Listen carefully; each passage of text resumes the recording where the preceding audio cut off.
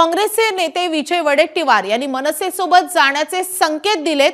काही ठिकाणी स्थानिक नेत्यांनी मनसेशी आघाडी केली आहे आणि पवारांप्रमाणे मलाही आघाडी करूनच लढावं असं वाटतं, असं विजय वडेट्टीवार यांनी म्हटलंय। त्यामुळे काही दिवसांपूर्वीच मुंबईमध्ये स्वबळाचा नारा देणाऱ्या काँग्रेसचे सूर काहीसे बदललेत का असा सवाल या निमित्तानं उपस्थित होतोय। मत मोर्चा एकत्र आम्ही काढला तो मत चोरीच्या संदर्भातला होता, मतदार याद्या स्वच्छ करण्यासंदर्भातला होता। शेवट आयडियोलॉजीचा विषय जो येतो तिथे मनसेशी आमची वैचारिक आयडियोलॉजी किंवा आमच्या विचारधारा त्याच्याशी जुळत नाही, त्यामुळे त्या ठिकाणी तो विषय आलेला असावा।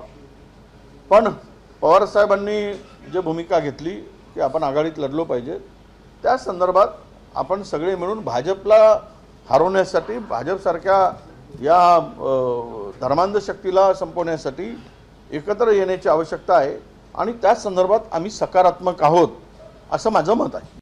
ना असं आहे की काही ठिकाणी मनसे बरोबर आमच्या महाराष्ट्रातील काही भागामध्ये आघाड्या बनवून ते पुढे गेलेले आहेत। त्यांना वाटतं की ते भाजपला हरवायचं आहे तर आपण पुढे जाऊ। काही ठिकाणी लोकांनी ठरवलं की नाही जायचं, आम्ही स्थानिक पातळीवर सोडला आहे, पण पवार साहेबांची भूमिका नक्की सकारात्मक आहे। त्या संदर्भात थोडासा विचार झाला पाहिजे अशी आमच्या लोकांची भूमिका आहे। या संदर्भात चर्चा सुरू आहे। दरम्यान काही वेळापूर्वी ठाकरेंच्या शिवसेनेचे खासदार अनिल देसाई यांनी विजय वडेट्टीवारांच्या या विधानावर काय प्रतिक्रिया दिली आहे आपण पाहूयात।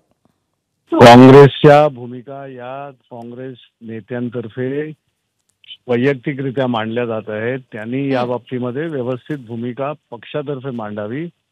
या बाबतीमध्ये महाविकास आघाडीचा जो निर्णय करायचा आहे तो शिवसेना पक्षप्रमुख आदरणीय उद्धवजी आणि शिवसेनेचे नेते सल्लामसलत करून उद्धवजी निर्णय देतील। शिवसेना पक्षप्रमुख आदरणीय उद्धवजी योग्य तो निर्णय घेत आहेत। महाराष्ट्रामध्ये आता नगरपालिका नगरपरिषदांमध्ये सुद्धा ज्या आघाड्या वगैरे झाल्या या सगळ्या बघितल्या तर तिथे स्थानिक नेत्यांनी तिकडचं राजकारण तिकडचं समाजकारण बघूनच घेतलेले निर्णय आहेत आणि त्याचं स्वागत उद्धवजींनी केलेलं आहे। उद्धवजींनी त्या प्रकारचे आदेश दिले होते। महानगरपालिकांच्या निवडणुकांसंदर्भातही जे निर्णय घ्यायचे ते उद्धवजी घेतील। एबीपी माझा, उघडा डोळे बघा नीट।